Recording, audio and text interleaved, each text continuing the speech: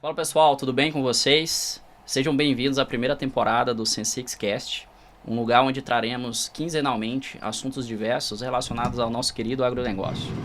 A gente vai falar aqui sobre tecnologia, tendências, desafios que o produtor rural enfrenta todos os dias e, claro, né, histórias de empreendedores e empreendedoras, né, que fazem esse mercado ser o sucesso que é hoje aqui no Brasil. Hoje a gente está num lugar diferente, nós viemos a Porto Alegre. Vocês podem ver aí que está um pouco diferente o nosso estúdio hoje, para falar com duas pessoas, né, que a gente já conhece há algum tempo. E introduzindo um pouco para vocês, o primeiro é o Frederico Logemann. Tá? O Frederico ele é membro da 4ª geração da família Logemann, que é proprietária do grupo SLC.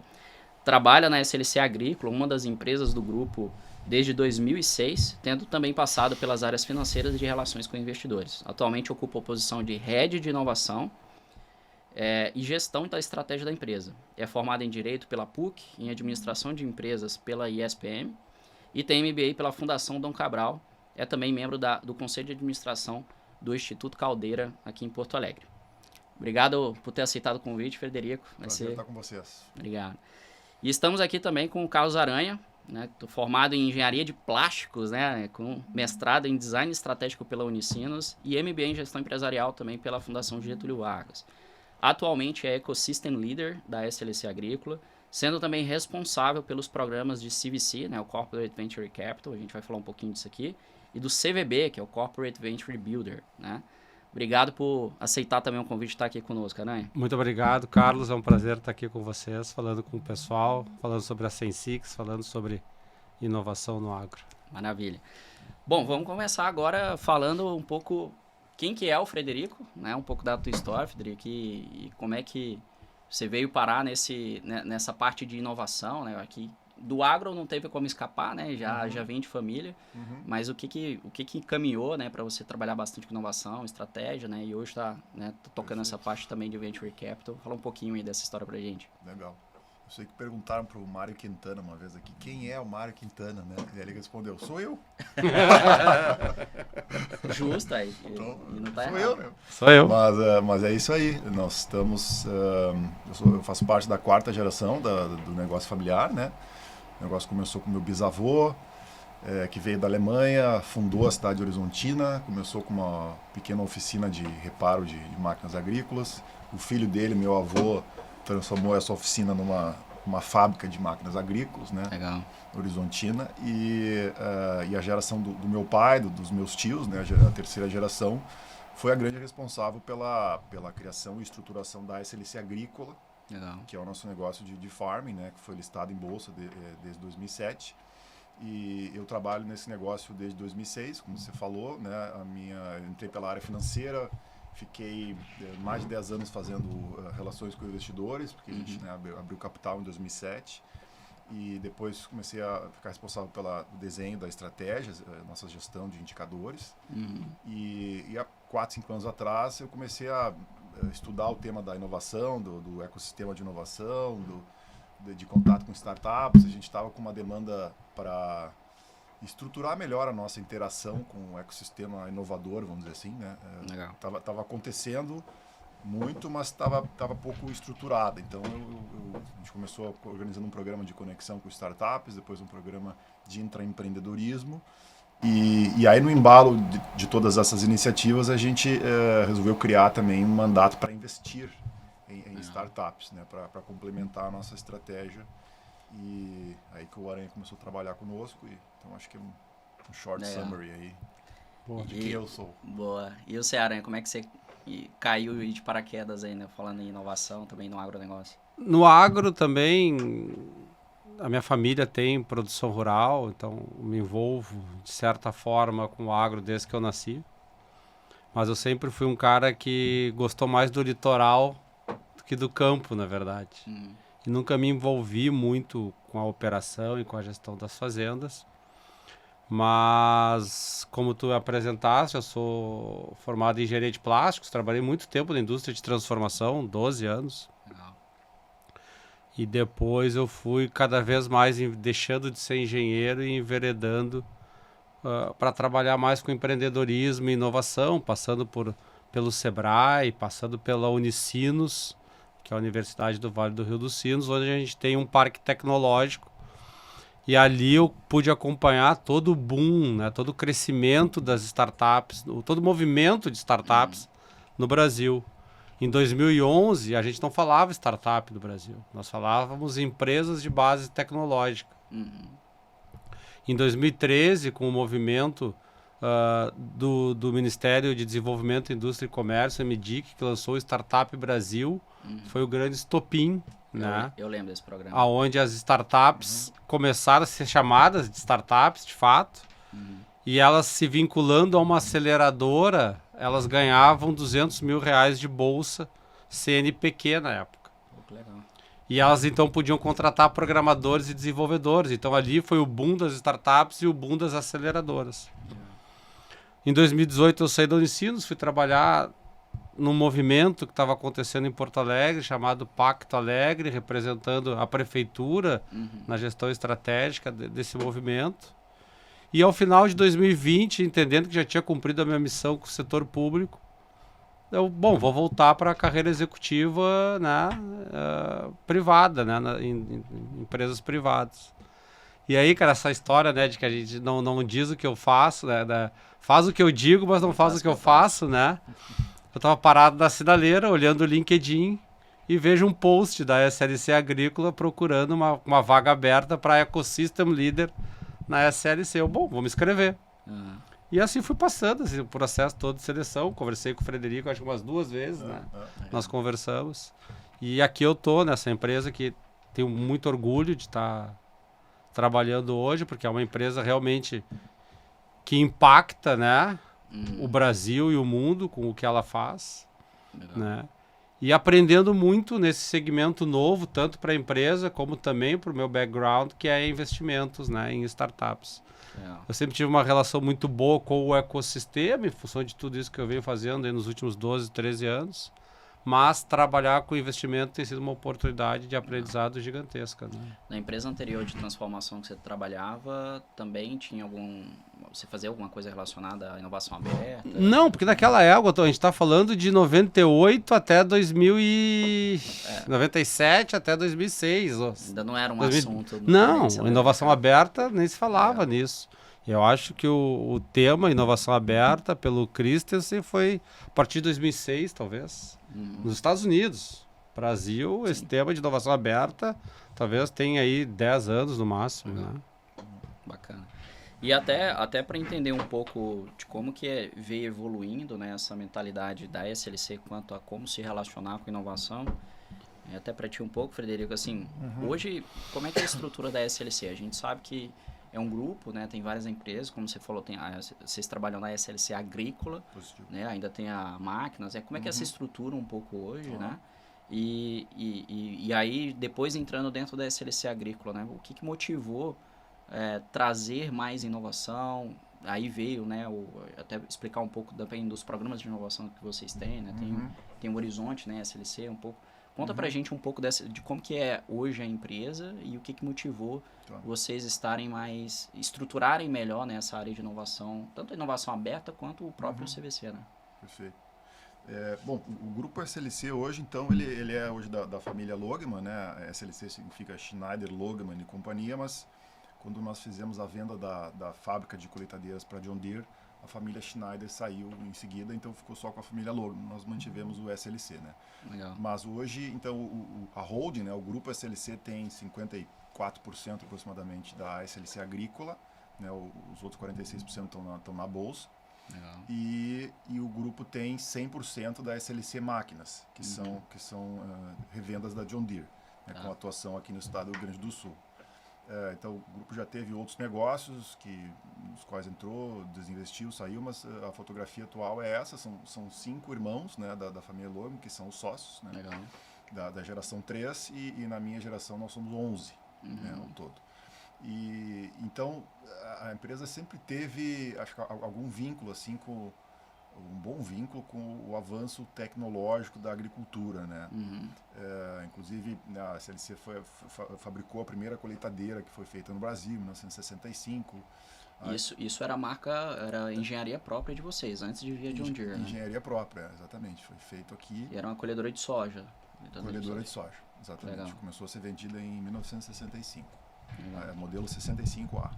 Eu me lembro que o teu Legal, tio cara. falou que tinham 17 ou 18 colheitadeiras do Brasil, todas importadas, e a única brasileira era da SLC. Eu lembro lá em Uberlândia, o pessoal fala muito que a McNeilus, que era concessionária, antes de ser uma concessionária John Deere, era uma concessionária SLC, na real, né? Sim, sim. E aí depois virou SLC John Deere, depois virou só John Deere, né? Eu acho que a história da John Deere no Brasil se confunde muito com a história da própria SLC também, né? Perfeito.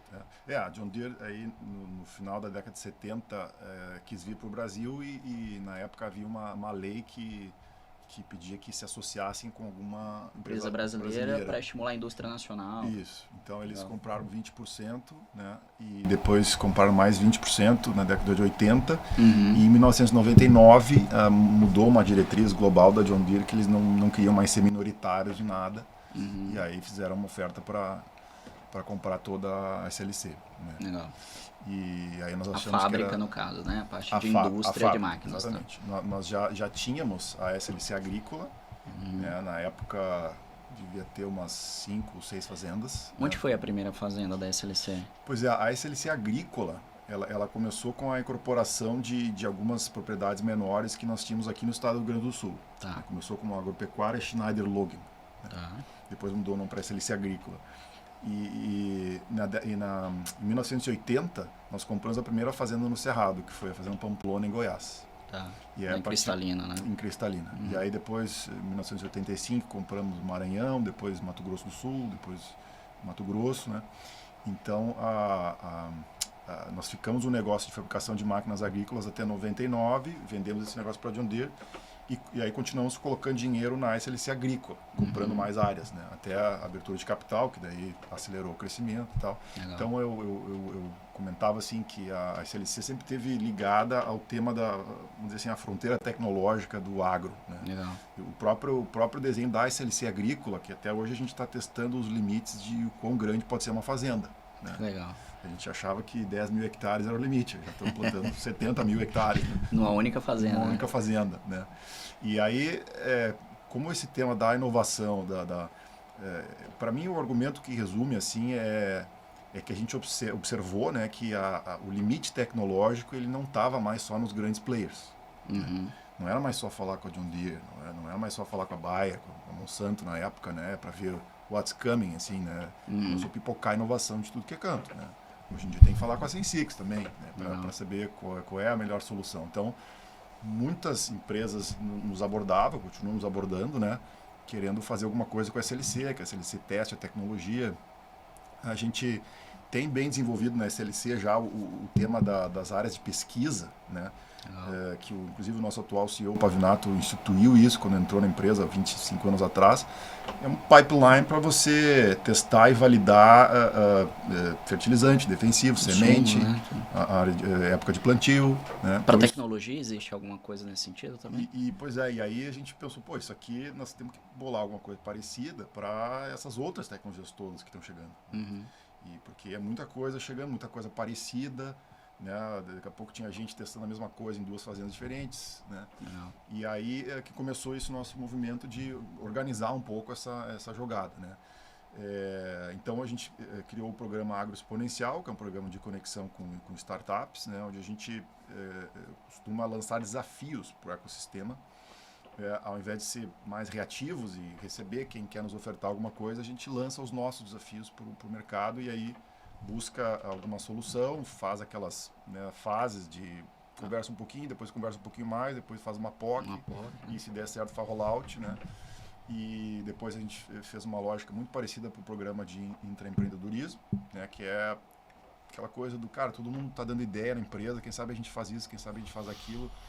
Tá bom, então vamos criar um sistema estruturar, né? Que a gente consegue, né, captar essas ideias e também vai filtrando elas, chega lá umas 4, 5 por ano, que são umas top, monta um squadzinho e vamos botar isso para funcionar e vamos testar. Se não der certo a gente descontinua, se der certo a gente faz rollout. Né?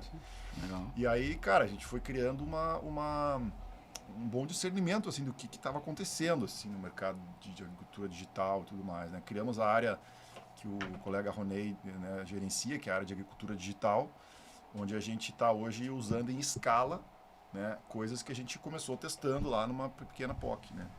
Legal. E aí a gente começou a trabalhar essa ideia do, mas investir, né, e abrir algumas novas avenidas de crescimento, se aproximar de algumas teses que possam vir a ser negócio da SLC no futuro. Como é que a gente faz isso, né? E aí veio a ideia do CVC, né? E aí a gente começou a fazer isso, que criou um mandato com a diretoria, com o conselho, vamos começar, vai funcionar com tantas pessoas, nós vamos ter tal horizonte e aí vamos começar a fazer, e depois a gente vê se renova esse nosso mandato, se a gente sabe fazer, se a gente faz bem feito, se realmente tem as sinergias que a gente acha que vai ter. E aí talvez o Aranha possa complementar assim, um pouco das nossas teses, né, de como é que a gente estrutura o CVC. Sem dúvida. Legal. Mas só ainda pegando um gancho, né? Eu sempre gosto de fazer, de contar sobre, fazendo um comparativo, né? Você imagina, quando a gente começou a área de inovação, final de 20 para começo de 21, né? Fizemos o kickoff em 21, a gente plantou 440 mil hectares. Imagina se fosse uma porteira por hectare, em 7 estados brasileiros, 22 fazendas. Quantas porteiras para inovação entrar?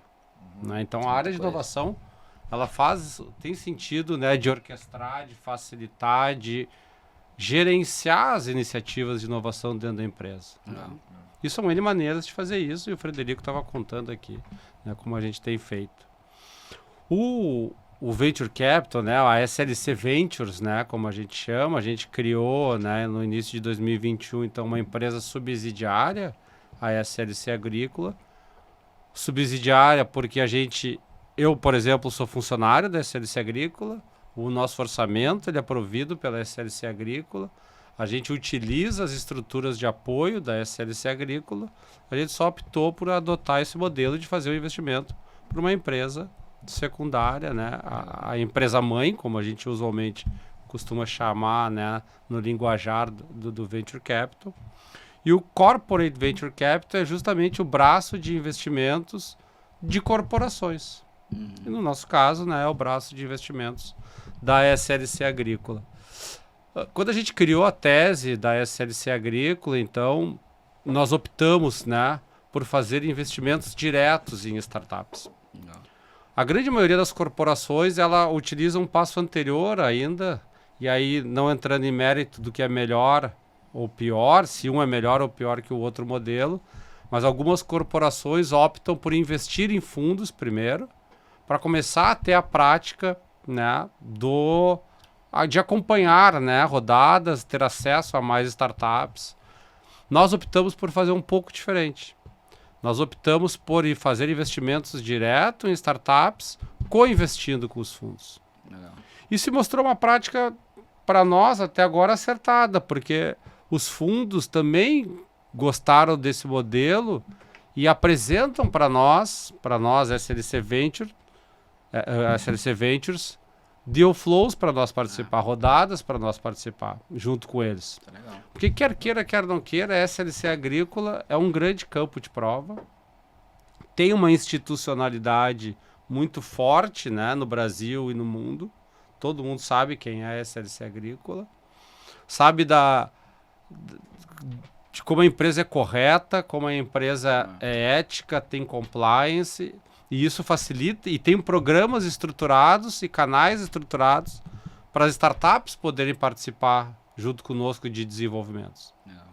Então, a nossa tese, além de fazer co-investimento com fundos, nós optamos por ser followers. Então, a gente segue, né, o que os fundos estão, né, o fundo que está liderando ou os fundos que estão liderando a rodada decidem junto com o empreendedor. Nós acompanhamos o term sheet da rodada. O nosso ticket aí ele varia entre 500 mil a $1 milhão, né, quando alguma rodada fora do país, né, uma rodada na América Latina, alguma rodada Estados Unidos, Europa, Ásia. Nós optamos num primeiro momento por olhar soluções dentro da porteira, né, que fossem digitais. E quando nós estamos falando no agro digital, a gente sabe que é muito difícil de fugir, né, do software e hardware. Sim. Diferente de outras cadeias produtivas que olham mais para o digital, porque dizem que hardware é mais difícil de escalar. De fato, até pode ser, mas a gente sabe que no agro é muito difícil de fugir, né, desse modelo. Né? Vi de várias startups aí que a gente sabe que utilizam hardwares e hoje estão super bem. Que tivessem preferencialmente uma conexão com a pauta da sustentabilidade, fosse ela ambiental, social, econômico, ou ESG, como a gente fala usualmente hoje, porque nós sabemos, né, e a gente cuida muito do nosso principal ativo, que é o solo, e a gente sabe que se a gente olhar para o passado e olhar para o presente agora, as terras da SLC, o nosso principal ativo, estão muito melhores em termos de fauna, flora, né, e de ecossistema mesmo, né, então como a gente vai muito na fronteira, né, do produzir mais com menos, de ganho de escala e produtividade, a gente tem que cuidar bem, né, do nosso principal ativo. E, obviamente, porque também é uma empresa de capital aberto, né, e a grande maioria dos investidores hoje né, pede para que essa pauta seja muito bem olhada, e os próprios consumidores também. Né? E não necessariamente a startup tivesse uma solução que fosse a SLC cliente. Então, a gente, no primeiro momento, a gente podia olhar para soluções bem transformacionais e bem disruptivas para o agro. Legal. No primeiro ano, só para concluir, cara, desculpa, a gente viu que dava para ampliar muito o modelo.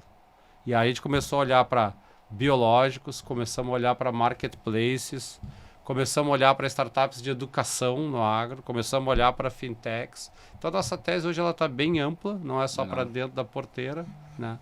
Mas são soluções bem abrangentes. Pensando no mercado como um todo, exatamente. Né? Cara, tem até 2 pontos aí que eu queria puxar um pouco um gancho de que vocês falaram. Eu acho que a primeira coisa é ter alguém dentro da empresa que gerencia os projetos, né, as POCs, né, as provas de conceito, de uma forma que tenha um processo muito claro de aonde isso vai dar e quanto tempo isso vai durar. Eu acho que quando a gente fala em grandes produtores, e a gente sente como fornecedor de produtores, que quando você não tem um dono do projeto, que a gente fala, né, o dono, o cara lá dentro que está fazendo o negócio ir para frente, não vai para frente. Sim. Por melhor que seja a sua tecnologia, por maior benefício que ela consiga fornecer, né? E eu acho que ter essa visão, né, de ter um dono do projeto e fazer um negócio estruturadinho é importante e acaba sendo uma relação de ganha-ganha tanto para o produtor que está adotando aquela inovação, quanto também para a empresa que está fornecendo. E muitas vezes essa empresa que está fornecendo não tem o tempo da grande companhia, né, que pode, eu posso rodar 2 anos aqui, que isso não vai mudar muita coisa, às vezes, dentro do meu processo, mas às vezes para uma startup, né, uma empresa menor, isso faz uma diferença gigante. A gente mesmo na Sensix teve inúmeras experiências de acessar grandes produtores e o projeto ficar 1 ano, 2 anos, 3 anos, até possivelmente virar algo que seja mais substancial, né, dentro da produção. E quando você olha em todos os casos onde isso vai se prolongando, normalmente é porque não tem dono, ou o dono que pegou e abraçou aquele projeto no primeiro ano já não está mais na empresa, ou já não está mais dentro daquele cargo, foi para um outro. E isso é muito complexo. Então, ter algo estruturado, né? Obviamente, nem todos os produtores têm estrutura para fazer isso, né? Mas grandes produtores como a SLC, elas faz total sentido. Então, esse é um primeiro ponto, né? Acelerar a inovação, ter essa estrutura acelera bastante. E até nesse gancho, né, se você entrar no site da SLC lá, tem uma frase que eu gosto bastante lá, que fala um pouco da missão. E um negócio muito interessante é que fala assim, que a SLC veio da indústria, né, da indústria de máquinas, e ela tenta trazer os padrões de excelência e eficiência da indústria para a produção agrícola. Né? Então, cara, isso também é algo que o produtor, né, pela maturidade de gestão que ele vem desenvolvendo ao longo das últimas décadas, também nunca pensou, que também eu acho que é um negócio muito legal e vem de encontro com isso. Então, acho que esse é o primeiro ponto, né? Aí, quando a gente fala em SLC agrícola como fornecedora. Mas o mais legal é que, além disso, poxa, e se a gente olhar não só para fornecedores potenciais, né? Olhar para o resto. Inclusive, né, eu não sei se todo mundo aí, né, eu acho que os espectadores nem todos sabem, a Sensix é uma startup, né, uma empresa com base tecnológica do portfólio da SLC Ventures, e uma das coisas que nos atraiu muito foi isso, né? Quando a gente entrou, era basicamente a Pink Farms, que é uma fazenda vertical, uma fazenda vertical que tem pouco a ver com o negócio de fato realmente da SLC, a não ser a questão do business de produção de comida. E a Agro, né, que é um software de gestão, mas muito focada no pequeno produtor, né, que também acaba sendo um pouco no longe da tese como fornecedor da SLC. A gente achou muito interessante essa pegada, né, e a forma com que vocês estruturaram esse CVC também foi muito interessante, né. A gente nossa primeira experiência de investimento aconteceu exatamente do mesmo jeito, que foi lá com a Algai em 2017. Eles investiam como cotista de um fundo, que era o Fundo BR Startups, que era gerido pela MSW Capital, né? Lá tinha também a Monsanto Venture, tinha uma porrada de gente, né, de vários setores. E aí eles também criaram, na época, em 2017, um veículo que era a Algar Ventures, né? Muito nessa pegada, que é um CVC, que acabou depois investindo, tendo a gente como um dos primeiros do portfólio na época. E, cara, assim, essa dinâmica de CVC hoje, e aí entra um pouco da minha pergunta aqui, o que inspirou? Vocês olharam benchmarks no mercado de outras grandes empresas que tinham construído fundos de venture capital dentro da estrutura da empresa? E se sim, assim, o que chamou mais atenção nessa estrutura? Óbvio que o Aranha já falou algumas vantagens, né? Mas que mais, assim, quem que vocês olharam e falaram, putz, isso aqui faz sentido por causa disso, disso, disso. E sem ter um CVC, eu não vou ter acesso a benefícios como esse que eu não teria se eu fosse um investidor indireto dentro de um fundo que não está olhando o tempo inteiro para a tese, né? Claro. Eu acho que assim, daria para dizer que no Brasil esse jogo do CVC ele é bem recente, né? Inclusive saiu agora na capa da última Época Negócios aí uma matéria sobre Corporate Venture Capital, né? O título é A Nova Onda do CVC, né? Então, sei lá, 80% dos CVCs no Brasil foram criados nos últimos 5 anos no máximo, né? E claro, como isso é um negócio que tem você começa a mexer o ponteiro assim depois de um tempo, né? E acho que nenhuma empresa vai sair colocando, sei lá, 30% do capex nisso no primeiro ano, né? Você tem um tempo até que o negócio demonstre resultados concretos para a alta gestão, né? Mas no nosso caso, os argumentos de venda dessa ideia do CVC foram assim, nós queremos abrir novas avenidas de crescimento para a SLC, né? Nosso negócio, hoje estamos perto aí de 700 mil hectares, tem uma estratégia de crescimento, nós vamos entregar crescimento em área plantada, mas tem um limite do quanto a gente consegue crescer nesse negócio, né?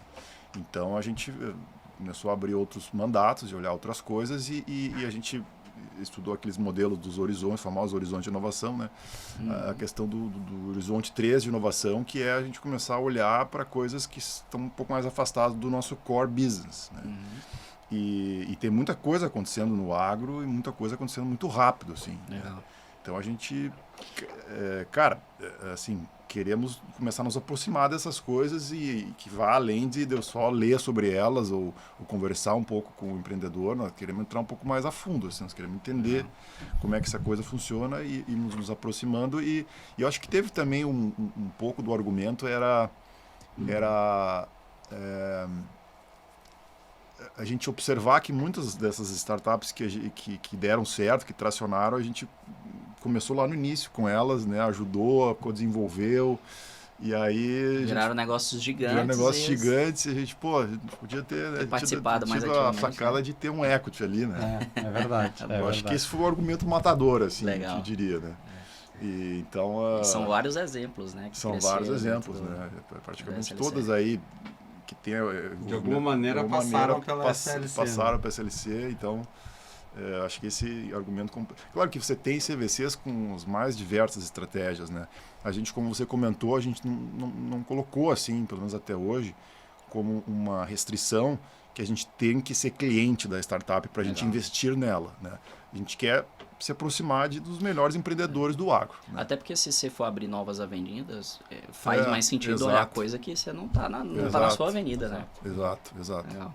Então, a gente, claro que se isso acontece é melhor, né? A gente pode ajudar, pode ser um venture client, né? Pode ser um dos primeiros clientes.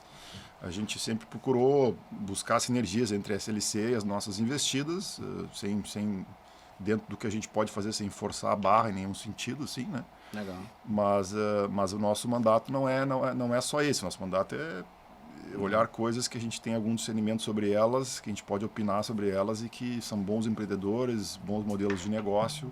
E nós temos que entregar, evidentemente, para a companhia um retorno adequado a esse risco que a gente está correndo com esse capital, né? Quer dizer, além de entregar aprendizado e possíveis sinergias, a gente tem que entregar também um retorno do investimento adequado a esse nível de risco. Se a gente estiver entregando isso, a gente defende bem a nossa prática ali. O Fred, você comentou também dos horizontes, né? Explica um pouquinho melhor como é que vocês veem esses horizontes. O que seria o horizonte 1, 2 ou 3? Não sei se tem 4 para frente também. Por enquanto nós estamos até o 3, mas o horizonte 1 seria assim, como é que a gente pode usar a inovação para fazer o nosso negócio hoje funcionar melhor, né? Então, como é que eu uso alguma tecnologia para mais produtividade, menos custo, menos acidente, mais ESG, tudo ligado à atividade atual que a gente pode turbinar com tecnologia, né? Esse é o H1. O H2 são coisas que a gente considera assim adjacentes, né? E que envolvem assim a gente ainda plantar alguma coisa, mas talvez alguma coisa que a gente não planta ainda, né? Então a gente começou a fazer multiplicação de sementes, né? SLC sementes. A gente tem uma sinergia direta, né? Tem uma sinergia direta, ainda é próximo do core, né? Legal. Por exemplo, a gente começou a plantar algodão em 1997, né? Então foi um movimento de H2, vamos dizer assim. Legal. A gente entrou numa nova cultura que tem outra dinâmica. Já no Cerrado. Já no Cerrado, né? Aí agora fizemos a SLC Sementes, a gente tem olhado o mercado de frutas também, né? Não fizemos nenhum movimento concreto, mas está no mandato assim, de escopo estratégico da companhia, né? Então, e o H3 aí é assim, serviços digitais. O H3 pode viajar, do jeito que você quiser, quiser, H3 viaja. pode viajar um pouquinho mais. Um pouquinho mais. Né? Eu diria que assim, daí não é mais plantar alguma coisa e vender essa uma coisa, entendeu? Aí é descobrir, né? Na verdade, é descobrir. Isso. A própria questão dos serviços digitais, né?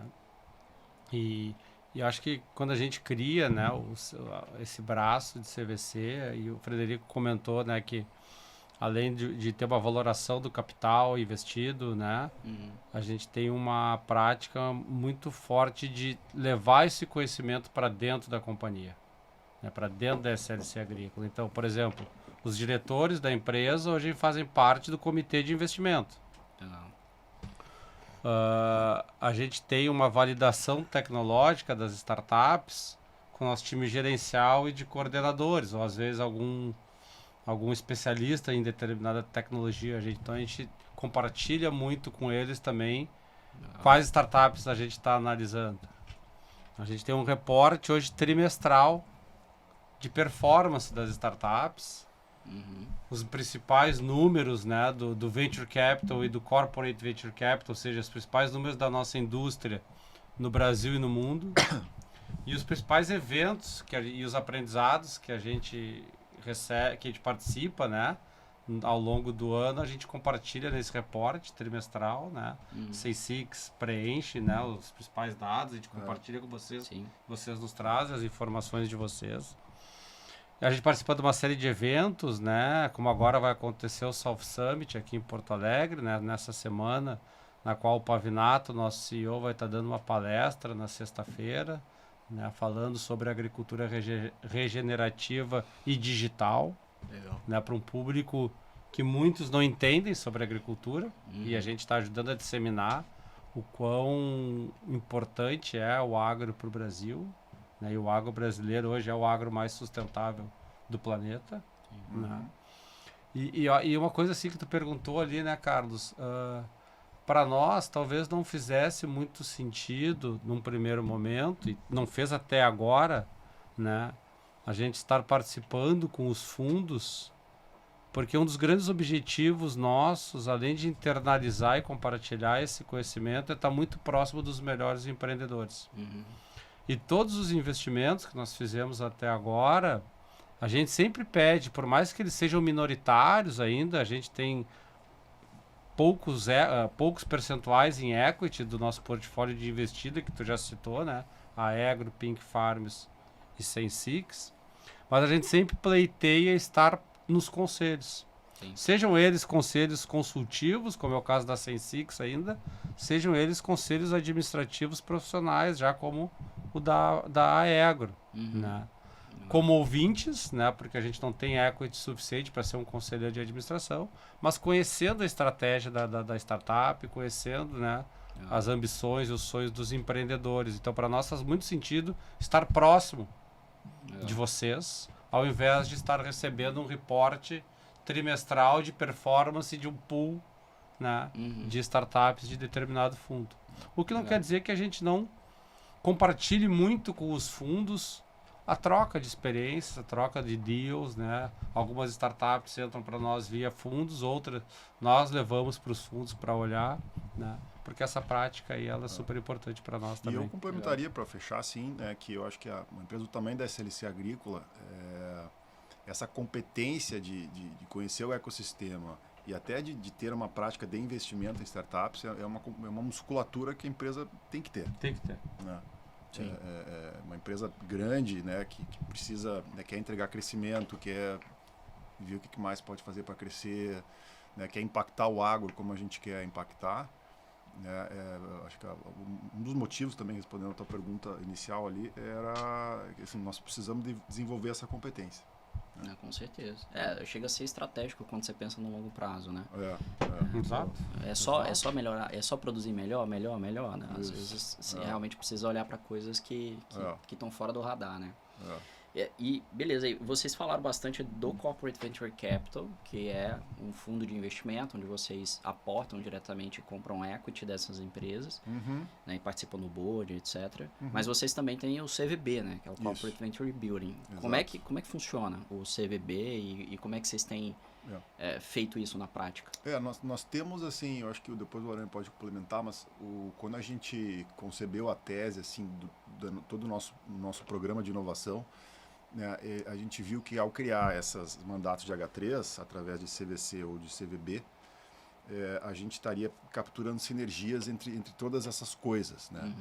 Então, por exemplo, uma startup que entrasse na SLC através do programa de conexão com startups pode ser uma candidata para um investimento. CVC. Né? A gente começa como cliente, mas estamos captando, negócio interessante, são competentes, têm uma boa cabeça. Que são fases diferentes, talvez. O São Venture fases Builder está diferentes. mais inicial, ainda validando, e o outro já está escalando, né? Como o Aranha costuma falar também, eu acho que o CVB é o mais complexo de todos, né?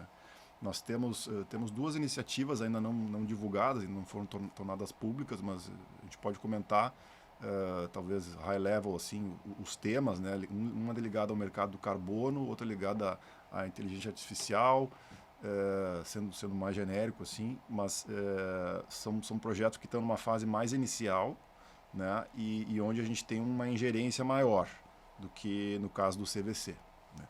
Então, o CVB para nós, até essa questão de você eventualmente movimentar pessoas da organização para dentro do CVB, né, são discussões que a gente começou a ter na empresa e é bem mais difícil, de certa forma, do que o CVC. Essa é a complexidade, né, do CVB, né? Eu fico imaginando assim, que nem o Frederico falou, né? Então, no CVC o agroexponencial, cara, 100% conectado, né? CVB, se a gente for pensar em CVB raiz, vamos chamar assim, imagina eu pegar um projeto que foi criado dentro de casa, uma ideia oriunda do Ideias e Resultados, que virou um projeto que foi validada tecnologicamente numa POC, que ganhou escala e virou um processo dentro da SLC via agricultura digital. E aí a gente chega lá para o coordenador ou para o gerente de agricultura digital e amanhã diz para ele assim, amanhã tu não é mais o gerente de agricultura digital e tu vai ser o CEO da startup A. Legal. Cara, eu vou te botar um funding aqui de 500 mil, criar um valor hipotético aqui. Tu vai ter 2 dos teus colaboradores em tempo parcial e tu vai ter que contratar mais 2 para ser full time, porque os caras também têm que estar tocando a operação, aqueles da qual eles são responsáveis. E tu vai ter aí de 6 a 12 meses para validar isso no mercado, porque se resolve um problema da SLC, talvez resolva o problema de outros produtores rurais, talvez do mesmo nível ou o nível ou porte menor. Cara, esse cara não está preparado para isso. Por isso a complexidade do CVC raiz, vamos chamar assim, vamos criar esse termo. Os projetos de CVC que hoje nós temos, que também está na nossa tese, eles são constituídos em parceria. Então, por exemplo, um deles, os dois, na verdade, foram oriundos de trabalhos de co-desenvolvimentos em tecnologias que a SLC estava co-desenvolvendo com uma startup, outra um venture studio ou uma fábrica de software, que a gente estava criando para nós mesmos. E nós entendemos que lá na frente isso poderia ter uma aderência com o mercado e a gente optou por exercer esse direito que num contrato redigido no passado existia uma cláusula que nos permitia fazer isso. Legal. E obviamente com o consentimento dos empreendedores, né, dos responsáveis por esse. Então o CVB para nós hoje ele pode vir de duas fontes. Uma dos projetos internos criados pela companhia e outra em projetos em parceria que a gente acaba se envolvendo, né, em algum co-desenvolvimento. Legal. Eu lembro que ano passado eu até fui assistir a apresentação, que foi um fechamento de um processo que vocês fizeram com várias startups. E vocês pegaram o programa de Venture Builder. O programa de Venture Builder. Vocês pegaram alguns, que vocês chamaram de padrinhos, né? Alguns gerentes, coordenadores, funcionários, para poder rodar o projeto. Né? Essa foi uma prática bem legal, né? Nós fizemos em parceria, com perdão da redundância, com um parceiro nosso, né? Chamado InnoScience. Legal. E o que a gente deu o nome de Venture Builder SLC, mas de fato foi um programa de impulsionamento, né, onde a gente mapeou mais de 180 startups no Brasil inteiro, junto aos parceiros do ecossistema todo, né? E a gente chegou numa fase que nós selecionamos 6 startups. E geralmente eram startups iniciais, assim. Mas então, exatamente. Então, existe um caderno do Instituto Brasileiro de Governança Corporativa para startups e scale-ups, que ele define a jornada da startup em 4 fases. E a gente achou super legal isso. Então, é a ideação, que é a startup em PowerPoint. A validação, que é a startup que saiu do PowerPoint e começou a construir uma primeira tecnologia, um primeiro protótipo, até ela estar validando o modelo de negócio dela e ter o primeiro ou segundo cliente pagante, mas não recorrente. A terceira é a fase de tração, né, onde ela começa a ter clientes recorrentes e estruturar a sua área comercial. E, por fim, a escala, que é quando ela já está, né, com faturamentos já bem recorrentes, já consegue, né, quase que viver por conta própria, né, sem precisar do recurso do investidor. Nós optamos por pegar startups em fase de validação, justamente para chegar num modelo que a gente pudesse estabelecer alguma comparação com os projetos que a gente estava criando dentro de casa e que a gente já vinha utilizando. Né? Porque eles também estão em fase de validação tecnológica dentro da SLC. E a gente convidou, né, 6, na verdade foram 5, um executivo ficou com 2 startups, né, 5 executivos da companhia. Eu sou o Ecosystem Leader, mas 2 gerentes e 2 diretores, né? Então, aquilo que a gente estava falando antes, de compartilhar o conhecimento, de ser mentor de uma startup. Legal. Eles acompanharam toda a jornada de 6 meses da startup dentro do programa.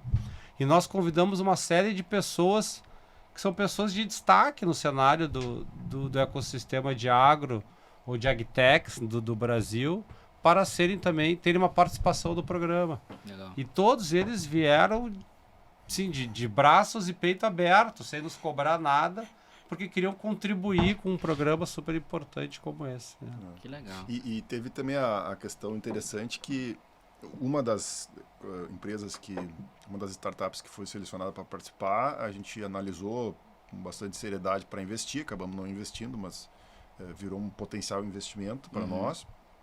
E outra virou fornecedora do metaverso que a gente fez com a área de relações com investidores, né?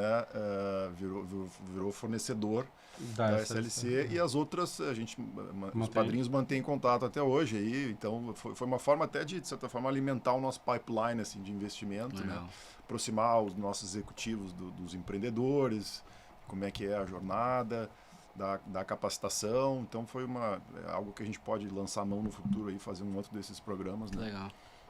E o que eu sei, né, que esse programa foi tão legal que algumas corporates começaram a fazer programas iguais ao nosso. É bom, um bom exemplo tem que é verdade, tá, mas brincadeiras à parte, o grande objetivo era esse mesmo, né, de aproximar startups com tecnologias disruptivas, né, aos nossos executivos, né? Obviamente a gente tinha lá no contrato, a gente deu R$30 mil para cada startup, desenvolveu o MVP, né? Aquele mínimo produto viável, aquela mínima tecnologia que eles estavam concebendo. E não foi uma doação, a gente comprou o direito de ser o primeiro a conversar, né? A primeira corporação, o primeiro investidor a conversar com a startup sobre um potencial investimento. Sim. Durante os 6 meses do programa, mais 2 meses pós-programa. Então, durante 8 meses, nós poderíamos ter exercido, né, o papel de investimento. Como o Frederico falou, uma delas só abriu captação até agora, né, já fazem 12 meses que o programa terminou. A gente optou por não investir porque estava muito lá na frente. Era H4. Esse era H4. Para a SLC Agrícola, essa era H4. Mas a gente sabe que ela captou, fechou uma captação. Já existe H4. Ela fechou uma captação de $2 milhões recentemente. Caraca, que legal. Foi muito legal. Mas a gente não conseguiria estar... só o nosso capital, a gente não investe só pelo capital também. Né? Se a gente não conseguir ajudar, de fato, a startup não faz muito sentido. Realmente tem que fazer sentido, fazer sinergia com o business. Exato. Cara, eu acho muito legal essa pegada de envolver mais pessoas, porque eu já vejo assim, hoje, você tem hoje grandes produtoras no Brasil que viraram investidores de agtechs, né? Uhum. Só que quando você vai olhar como é que foi estruturado esse investimento, normalmente é o dono, pessoa física, que foi lá, pegou dinheiro pessoa física e colocou. Só que quando acontece dessa forma e você não tem um envolvimento dos colaboradores da companhia, você não tem você não tem o que a gente soft landing, né? Botar lá e botar o negócio para funcionar. Exato. E foi até engraçado porque eu já vi casos onde o dono investiu numa startup de fato ali que ele gostou da tese, gostou do produto, gostou um pouco como é que funciona, viu que tinha alguns companheiros que usavam, falou, beleza, vou investir. Só que na hora que entrou dentro da operação, não funcionou para a operação dele. E aí toda a sinergia, né, que às vezes fazia sentido em um nível mais board, mais conselho, às vezes não fez sentido pro gerente da fazenda, o pessoal tá lá, né? Exato. E ter esse envolvimento da turma lá na ponta é super importante. Super importante. Porque se todo mundo vê valor, a possibilidade de que isso de fato crie uma sinergia positiva e isso cresça ao longo do tempo é muito maior, né? Então, assim, às vezes fica um pouquinho mais demorado o processo, né? Porque vai um aninho e a gente sabe que a agricultura é anual, é safra, o ciclo de iteração, às vezes, ele é muito longo. Mas é importante que você consiga criar mais assertividade, né, ao adotar a inovação. Sim. E até dentro desse assunto, assim, pensando como SLC Agrícola, beleza, a gente entendeu um pouco da visão da SLC Ventures, Corporate Venture Capital, Venture Builder, entender como que a gente consegue fazer o intraempreendedorismo também funcionar através do... Como é que é? Ideias e resultados. Ideias e resultados, e isso pode virar uma startup depois, bacana. Mas vamos pensar hoje em toda a camada, toda a estrutura hoje de operação da SLC. Do cara que está lá no campo, às vezes, batendo um pano lá para ver praga e contar, até aqui no corporativo em Porto Alegre. Assim, como é que vocês veem hoje, quais são os principais desafios? E aí não pensando como SLC Ventures, tá, mas pensando como SLC Agrícola, como um grande player de agricultura. Quais são os principais desafios hoje? Assim, o que vocês estão olhando? Né? Você falou em eficiência, sustentabilidade, ESG, etc. Mas o que hoje é uma tendência que vocês estão sempre olhando para dizer, isso aqui a gente tem que trazer de uma forma um pouco mais estruturada para que o negócio da SLC Agrícola consiga ir para o próximo patamar. Assim, hoje vocês conseguem dizer algumas verticais assim que fazem mais sentido? Eu acho que, bom, tudo que às vezes a gente usa a expressão de espremer a laranja, né? Tudo que a gente está usando hoje de agricultura de precisão vai ter várias derivadas para frente ainda de otimização dessas coisas, né? A gente falava um pouco atrás sobre o satélite, né? O quanto que as imagens de satélite estão melhorando, agora já dá para bypassar a nuvem, vão ficar mais baratas, né? A agricultura de precisão, hoje a gente tem na SLC mais de 300 pragueiros, né? Ou mipeiros, né? Que fazem o scouting das pragas, quer dizer, o quanto que essa atividade não vai ser revolucionada aí, ou substituída por uma visão computacional, né? Com robô, com drone, com satélite. Com drone, exatamente, combinação dos dois. Análise de solo real time, né? Todo o tema dos biológicos, que daí dá uma conversa de 3 horas só sobre isso, né? São as grandes revoluções que estão acontecendo no agro. A gente acha que o agro, ele está no Brasil se consolidando, né? Os maiores estão ficando maiores, né? Existe o tema da sucessão e a tecnologia é o que muda o jogo mesmo, né? A gente está vendo que os melhores, os top farmers, eles estão cada vez mais distantes da média. Legal. Né? Porque estão usando tecnologias e até eu argumentaria que tem algumas tecnologias, como por exemplo biotecnologia, né? A Monsanto, depois Bayer e etc., eles conseguiram montar um modelo em que rapidamente, se ele cria um trait novo, 2, 3 anos está todo mundo usando. Né? Aí você não tem mais vantagem competitiva. Mas a agricultura digital, né? Vou usar imagem satélite, né? Eu vou usar aplicação de fertilizante, taxa variável, eu vou usar o Weed Seeker para spot spraying, né? Eu vou usar sistema para monitoramento de pragas. É difícil você fazer todo mundo usar isso em 3 anos. Né?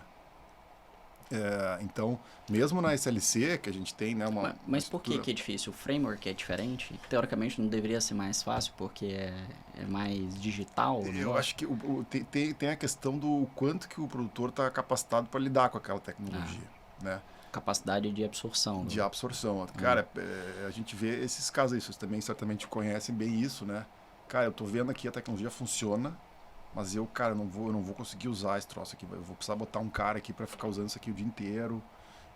Aí os caras não aderem à tecnologia, usa errado e daí acha que não funciona, né? Então isso é uma barreira importante assim, né, para a difusão dessas tecnologias. Eu contribuído, né, nessa discussão, tem um termo que hoje é muito utilizado, né, na inovação, que é o tema da empresa ambidestra, né? E o quanto a empresa está a fim de percorrer essa jornada, né? Porque se a gente olhar assim para o conceito de ambidestria, o que eu tenho, aquilo que eu sei fazer bem, que eu sempre fiz e que sempre me manteve, e eu começo a olhar para um outro horizonte, né? Que me permite pensar o futuro da minha organização e o quanto eu consigo dedicar para isso. De certa forma, a gente está fazendo isso mesmo sem falar. A gente não fala. A primeira vez que eu estou falando aqui, em quase 1 hora de conversa, né, nessa palavra ambidestria. Talvez a gente faça isso sem dar muita importância para o jargão. Né? Mas a transformação digital do negócio como um todo, na minha opinião, ela está diretamente conectada ao quanto tu quer avançar em termos de novas oportunidades de negócio. E eu vou te dar um exemplo. Hoje, uma dor que nós temos, quando a gente está falando de inovação dentro da empresa, é que no fim do dia, acabam sendo sempre as mesmas pessoas que estão envolvidas com os mesmos muitos processos que um programa ou alguns programas de inovação são feitos durante o ano. Então, por exemplo, pegamos lá o caso de um colaborador da agricultura digital. Ele apresenta 2 ou 3 projetos do qual ele participa lá no Ideias e Resultado.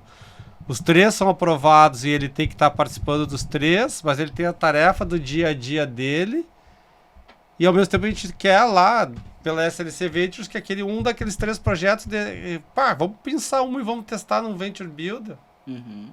Se eu não transformar digitalmente o meu negócio a ponto de eu precisar da pessoa, CPF,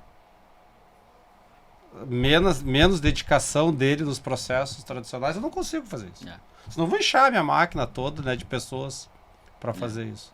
Esse é um dilema, né, que a gente enfrenta, e eu imagino que a maioria das corporações hoje que trazem programas de inovação para dentro da sua jornada de dia a dia enfrentam.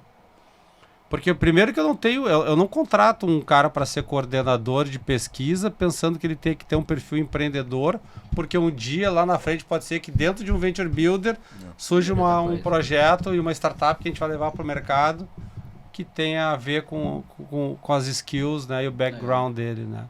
Como é que prepara a empresa para isso? Né? Esse é um dilema que a gente está, depois de 5 anos, né, 3 anos de área de inovação, mais 2 anos para trás, colocando programas desse naipe na mesa, que a gente começa a se perguntar agora, começa a fazer essa reflexão, né? Eu acho que no fim do dia, a palavra é que você tem que estar incomodado e sempre tá mudando, né? Isso. Só fazer melhor o que você já faz, às vezes não é suficiente. Óbvio, você, dependendo do quanto de ajuste grosso você tem que fazer, putz, eu tô muito ruim, mas na hora que você começa a ter o ajuste fino, quanto tempo você liberou do seu colaborador que conseguiu automatizar uma série de operações ali para poder pensar em coisas diferentes, para ter novos ajustes grossos, né? Isso aí. E então, como é que eu crio uma política de RH para isso? Né? Como é que eu crio uma política dentro da empresa para estimular isso? Será que eu posso liberar o cara a fazer 10 horas semanais extras para participar dos programas? Ou 1 hora, né? Como é que eu crio isso? Né? O Google, ele tem o projeto do Google X lá, o laboratório dele. Assim, gente, é o seguinte, toma aqui tantas horas aqui de vocês vão pensar em coisa absurda, tá aqui o funding e cria. Dos 100 projetos que vai ter, 5 vão para frente e um deles pode ser algo que pode disruptar completamente o negócio da própria Google, né? Se você pegar a interface gráfica, aquelas janelinhas do computador, né, que até no filme da Apple, lá do Steve Jobs, mostra ele indo lá na Xerox. A Xerox desenvolveu um P&D para desenvolver aquelas telinhas. Eles não deram muito valor para aquele negócio e o cara foi lá e comprou e aquilo revolucionou a indústria de computadores pessoais, né? Então, o quanto que a inovação pode ser criada dentro da própria empresa, à medida que você estimule, e que você crie processos para que aquilo ali não passe despercebido, né? Então, a gente sabe que isso nunca vai ser o core business da empresa. A vaca leiteira da empresa. Né? Mas daqui a 50 anos, né? Mas tem que ter um canal que permita fazer isso. Exato. Né? Se ela realmente está preocupada com a perenidade e o futuro das próximas gerações, principalmente empresas, no caso da SCC Capital Aberto, né? Mas que a família, né, é majoritária e provavelmente, estou me arriscando aqui, né, Frederico, mas isso deva ser parte, né, da ambição e do sonho dos sócios majoritários, né? Então tem que ter um canal para isso, para pensar o futuro. Né? Assim, se for pensar na fundação da SLC, era uma indústria de máquinas. Isso. Oficina de reparos. Começou com uma oficina e um moinho de trigo, depois um moinho de trigo. Fábrica de colheitadeiras. E hoje é um dos maiores produtores de grãos e fibra do mundo, de né? grãos. A gente, de fato, como família, assim, vamos produzir para sempre isso, não sei. Foi conectando. A própria Algar também era uma processadora de arroz. E hoje é uma empresa de telecom, principalmente, né? Apesar de ter farm, tem outras coisas também. Mas assim, até interessante. Para mim, assim, eu acho que para mim foi um baita abertura de mente quando eu vi vocês investindo na Pink Farm, né? E eu fiquei pensando, peraí, o negócio é produção, escala, que os caras estão mexendo com agricultura urbana, vertical e etc. E aí você começa a abrir um pouco a mente. Em 2019 eu tive a oportunidade de fazer uma viagem para os Emirados Árabes.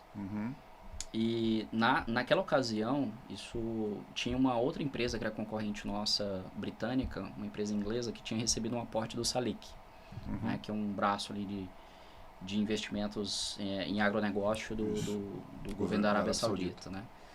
E cara, eu fiquei muito encucado com aquilo. Aí um dia eu recebi um e-mail da Apex, e aí ia ter um evento lá que chamava... Era um evento promovido pelo Abu Dhabi Investment Office, né? Um escritório de investimento lá em tecnologias, em coisas inovadoras dos Emirados. Eu falei, Emirados, Arábia Saudita é pertinho ali. Às vezes, Salik tá lá. Eu quero saber, eu quero descobrir por que esses Vou pegar o meu cavalo e vou até lá, né? Investiram 15 milhões de libras numa empresa nascente lá da Inglaterra. E eu já conhecia eles aqui. Eles estavam fazendo algumas provas de conceito no Brasil. Para entender, assim, eu preciso entender melhor isso, né? Aí eu me inscrevi. Uma semana antes do evento, recebi uma ligação do pessoal de Abu Dhabi falando que eu tinha passado. Eu falei, não é possível. Eu só vou acreditar quando mandar passagem. No outro dia mandaram a passagem. E aí eu fui. Isso foi em dezembro de 2019, poucos meses antes de estourar a pandemia. E aí eu cheguei em Abu Dhabi, pedi pra a moça da organização, falei, por acaso o Salik tá aqui?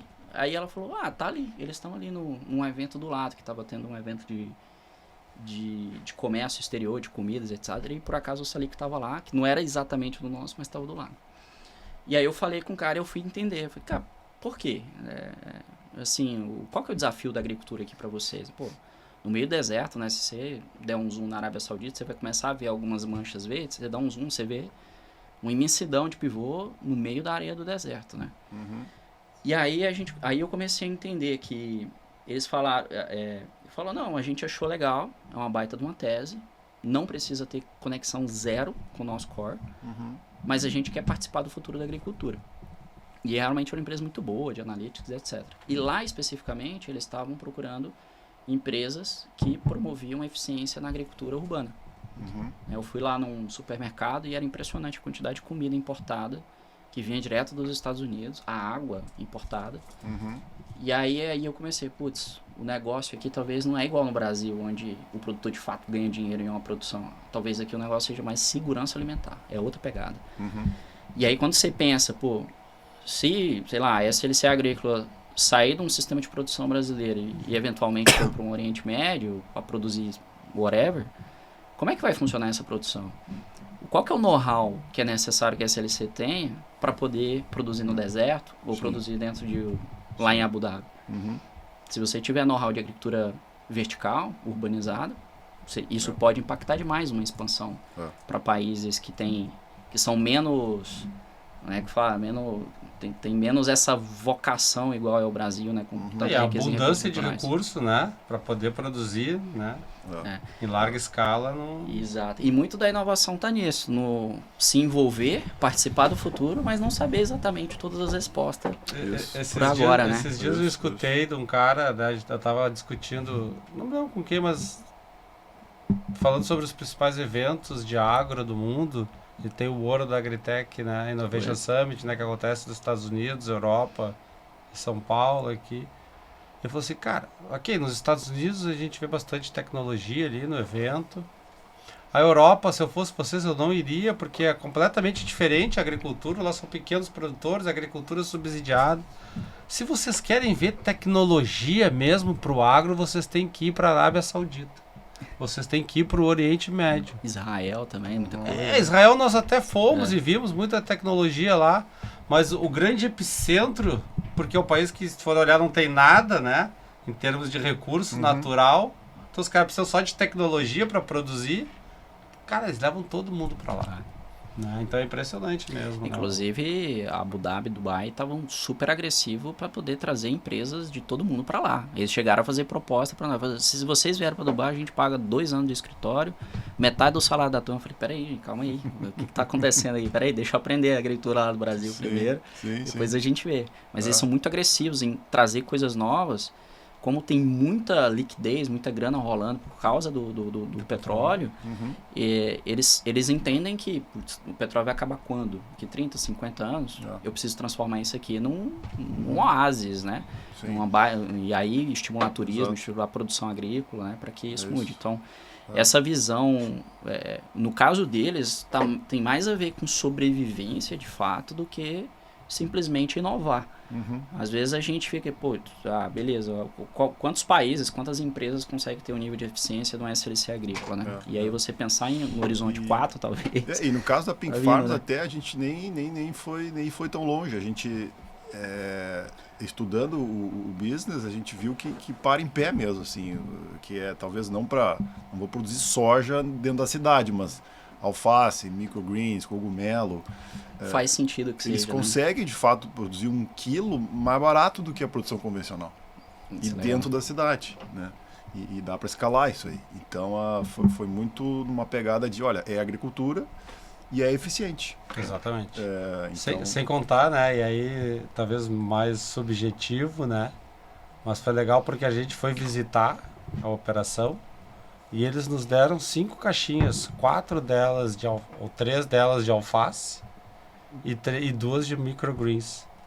E eu te juro por Deus, cara, durou 15 dias na minha geladeira. Verde, crocante e saborosa.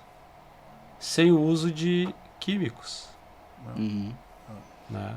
Então, assim, é um produto de qualidade. Legal. Então, realmente, assim... Faz sentido, né? Existem nichos e nichos e nichos, né? E a gente Ah. precisa entender onde que consegue ser mais eficiente, Exato. eficaz, onde que tá. Legal. Legal, pessoal. Gente, é assim, pra gente até ir partindo para as conclusões aqui, eu queria entender um pouco da visão de vocês quanto a futuro. Um pouco, o que vocês têm olhado no mercado, né? Hoje já entendi bem a tese, né? Como é que é, então... É até interessante, né? Essas 3 startups no portfólio são startups que têm business completamente diferentes. Uhum. E o que vocês estão olhando mais agora, né? Para onde mais vocês estão olhando? O que faz sentido trazer para dentro do portfólio? Obviamente, uma vez que se crie sinergia. Uhum. E aí, olhando, vamos pensar aí no horizonte dos próximos 3, 4, 5 anos, né? O que vocês gostariam de ter no portfólio, de se relacionar mais, até para aprender mais, né? Em termos... A gente fala um pouco de educação, fala um pouco de crédito, outras coisas, né? O que vocês estão olhando mais hoje como SLC Ventures? Vou começar daí tu complementa. Eu acho que uma coisa que a gente gostaria muito de fazer primeiro é investir em startups de outros países também, não só no Brasil, né? Legal. A gente conversa assim, né, discute com os diretores. As nossas apostas até aqui para mesmo dentro de um escopo de capital de risco, né, de venture capital, elas foram relativamente conservadoras, né? Negócios que já estão rodando, que já faturam, que dá para você entender fácil como é que funciona o negócio. Né? Daria para ter sido mais arrojado também, né? E investir em deep techs, né? Então, claro que eu acho que seria imprudente da nossa parte fazer o primeiro investimento em deep techs, né? Mas pensando na expansão do portfólio, né? E a gente discute também com a nossa gestão lá a ideia do fundo evergreen, né? Ou seja, se eventualmente a gente fizer um exit, esse dinheiro fica com a gente. Legal. A gente usa para investir em outras coisas, né? E aí não precisa ficar toda hora pedindo dinheiro para a nave mãe, né? Interessante. Então, eu acho que com o tempo assim a gente fazer alguns investimentos um pouco mais de tech que possam fazer parte do portfólio. O tema da educação para o agro é algo que a gente faz tempo está olhando oportunidades, a gente quer fazer algum movimento. O tema do carbono vai acontecer, vai ser grande, né? E quem acertar a mão aí vai ganhar bastante dinheiro, né? Então, o tema da agricultura de precisão talvez seja o mais próximo da gente, assim, tudo que deriva daí, tudo que é aplicação de inteligência artificial, casos de inteligência artificial, e os biológicos também, né? Então, eu acho que em termos de composição de portfólio aí, são temas que a gente gosta. A gente, fora o contato com as startups, tem o contato com a indústria de venture capital, né? Acho que o Aranha comentou, mas do Brasil e de fora, né? A gente gosta de falar com VC dos Estados Unidos, né? VC de outros países. Cara, o que vocês estão olhando aí, cara? Né? Os caras são mais, pelo menos tem mais tradição do que a gente em capital de risco. Fazem há mais tempo, né? Os CVCs, vocês estão falando de CVCs não, ou também? CVCs e de fundos mesmo. Fundos que investem em até mais fundos do que CVCs. Fora do Brasil. Legal. Então é uma outra forma de fazer um trend hunting, assim, né? De o que vocês estão olhando aí, o que está dando certo. Né? Vocês já conversaram com a Eireli Capital, que eles são lá de Salt Lake City, em Utah? Não. Eireli? Chama Eireli, né? Com a Eireli Capital. Não, essa eu não conheço. Depois eu conecto vocês lá. A gente fez uma inscrição lá para uma aceleração em Utah. São focados, eles são israelenses e montaram um núcleo de pesquisa bem legal com inovação em Utah para desenvolvimento de agricultura no deserto.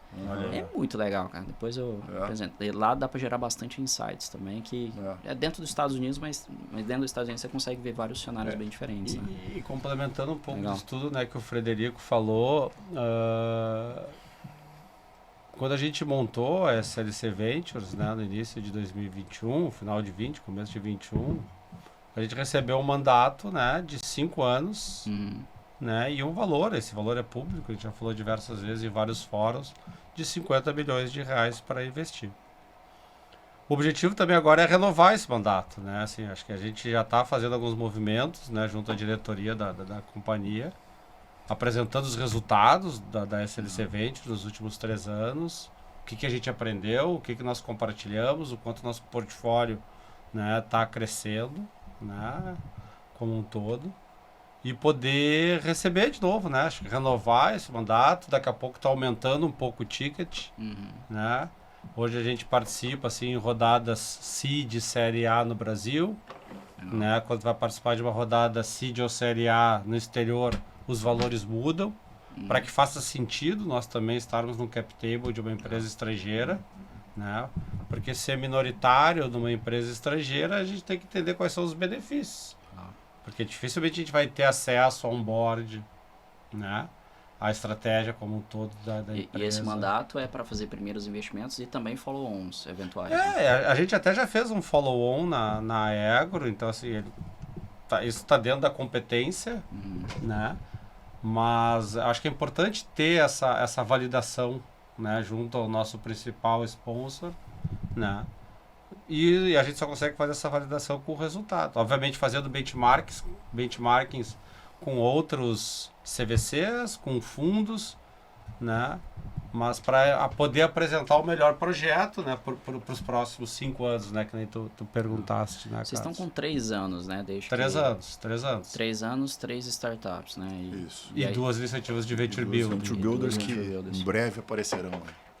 E a gente não tem assim uma cobrança quantitativa. Nós temos um dever de mostrar resultado né, e valoração do capital investido. Mas nós não temos uma cobrança de ter que investir em 10 esse ano, 20 ano que vem e 30 no próximo ano. Entendi. Isso nos deixa numa certa zona de conforto, obviamente, né? Mas também traz uma responsabilidade de buscar os melhores deals, os melhores empreendedores, né? Até porque, no nosso caso, mesmo não investindo, a gente aprende. Exato. Né? E os que a gente olha, analisa... Vocês fazem um baita networking, falando com muita gente. Né? Isso. A gente acessou Série B, C americana.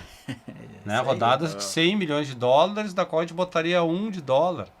Será que faria? Os caras disseram, não, mas pode botar a gente abre a condição. Se botar, pode botar um mesmo, pode ser pouquinho. Que é mais do que o dinheiro, né? Acessar. Exato. Né? Então, assim, poder... E aí, como é que a gente cria, de novo, essa condição de ser um campo de prova para a investida também? Legal. Ou ser uma venture client, né? Da investida também, né? Então, acho que 3 anos é um tempo suficientemente já importante para a empresa aprender. Né? Por mais que a gente tenha um mandato de 5 anos, será que a gente vai empurrar mais 2? Não, a gente já está correndo na frente, já estamos projetando como é que vão ser os próximos anos, para no final desse ter uma validação com a própria diretoria da companhia. E até para a gente fazer um fechamento aqui com chave de ouro, assim, vamos pensar, hoje nós estamos em 2024, vamos pensar em 2030. O que vocês veem como realidade, que talvez hoje ainda não é, mas a agricultura em 2030 pode ser?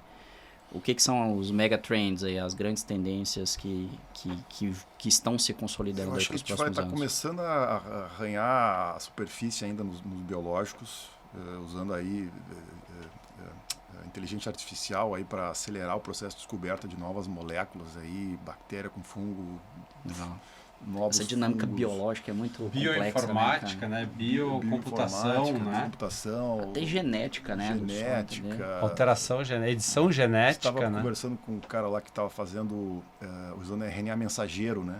A RNA que nem a vacina do Covid, assim, para pragas, também, para atacar pragas, né? Pega o DNA da própria praga e usa contra ela. É porque o povo pensa que tecnologia é só digital, mas é molécula, Exato, genética. E dá para você usar o motorzinho da AI em tudo, né? Legal. E acho que as fazendas tendem a ficar maiores, né? No Brasil principalmente, vai ter tudo que é dificuldade de escala, a gente está resolvendo com tecnologia. Esse negócio de redesenhar o tamanho de quanto uma fazenda pode ficar. O Brasil está ficando mais arrendado também, né? Mais gente que não é a dona da terra operando a terra. E são tendências maiores para o Brasil, porque... Trazendo mais eficiência para a produção. Mais eficiência para a produção. Exato. A questão da conectividade, né? Conectividade, acho, né? claro. Esse movimento aí da Starlink agora, né? Como é que isso impacta o agro, né? Muda muito o cenário, né? Acho que nós vamos tá vendendo crédito de carbono. Legal. Vai ser uma... Né, carbono da área agrícola, não só da área agrícola, exatamente. Isso aí, só das áreas de floresta. Em breve vai acontecer, é inevitável. Eu penso inevitável. Também. Vai ter que se equacionar uma série de coisas ainda, mas o mercado é criativo. Robótica, talvez, é algo robótica vai entrar. A inteligência artificial em tudo, né? Assim, E as próprias imagens, né? Vocês que trabalham muito com imagem, né? Cada vez mais, né? Mais baratas, melhores, mais baratas, mais mais potentes, né? Perfurando as nuvens. Legal. Eu falo a gente tem um evento anual que a gente fala que chama o All Together, e uma das utopias de missão nossa é a onisciência agronômica. Então, o que é a onisciência agronômica? Saber exatamente todas as variáveis que influenciam no processo produtivo. A partir do momento, óbvio que isso é uma utopia, é muito difícil você chegar nesse nível, mas é o que você tem que buscar. Então, acho que quanto mais dados você tiver no futuro, mais as decisões vão ser já tomadas sem necessariamente passar por uma mão humana. E daqui disso para pular para uma fazenda 100% automatizada, não sei se vocês já viram aquele vídeo da John Deere, que o produto tá tomando café, já veio esse drone e tudo. Tu perguntou 5, 10 anos, né? 10 anos. 2030 é uma boa meta, 2030 é a 4ª geração que vai estar no comando, né? Se a gente contar pensar pela SLC. É verdade. Que a grande maioria dos grandes produtores rurais, né, que colonizaram todo o Cerrado. 2030 a geração Z vai estar tocando nas fazendas. Que são 100% conectados, que são nativos em tecnologia, que não tem medo de experimentar. Máquinas autônomas, né? Máquinas autônomas. Já nasceu com um smartphone já na mão, então é uma dinâmica bem interessante. Já vão estar tudo chipado. É isso aí. Chipado. Neuralink. Aí beleza. Mas realmente assim é uma tendência muito legal. Bom, pessoal, acho que a ideia aqui, eu acho que o papo foi super produtivo. Eu acho que tem assunto aqui pra gente fazer mais uns próximos episódios aí, com toda certeza. Teremos novidades. Teremos novidades. Maravilha.